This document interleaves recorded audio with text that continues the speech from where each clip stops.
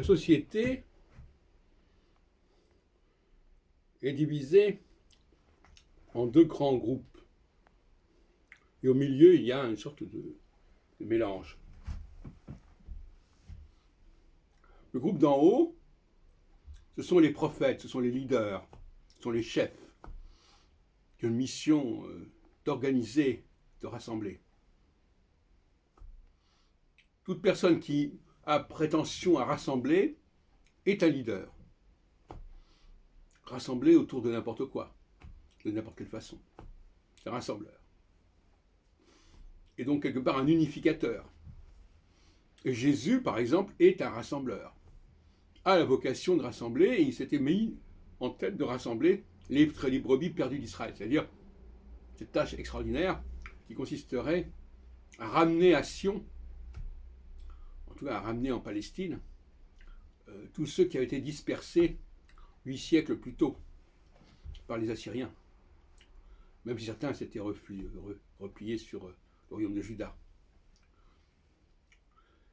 Il y a donc dans le plan divin des cadres, on appelle des cadres, des gens qui sont là pour encadrer.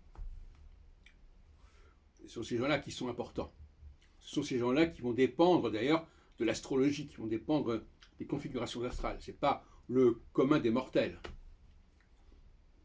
Et puis à l'autre extrémité du spectre social, il y a les machines que les hommes ont créées, que les hommes ont fabriquées, et qui sont considérées comme dérogatoires, comme dérogeants pour ceux qui sont en haut.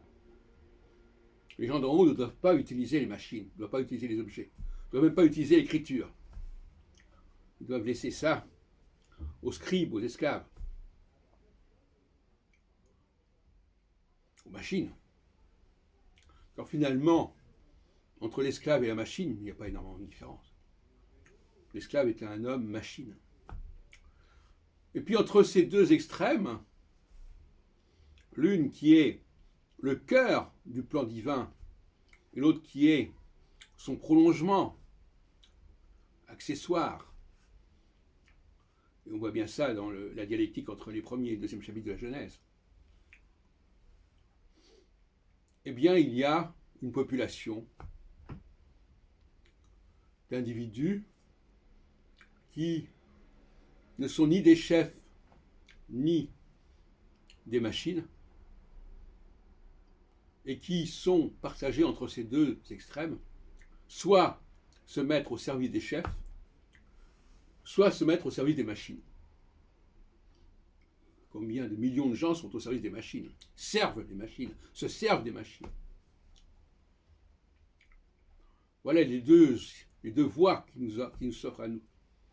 Suivre le chef, le leader, le prophète, le prêtre, ou bien suivre les machines. Ces machines que l'homme lui-même a créées. Bon, je ne reviens pas sur mes théories là-dessus, mais on voit bien que nous avons là plusieurs niveaux de divinité, plusieurs niveaux d'humanité, plusieurs niveaux de création.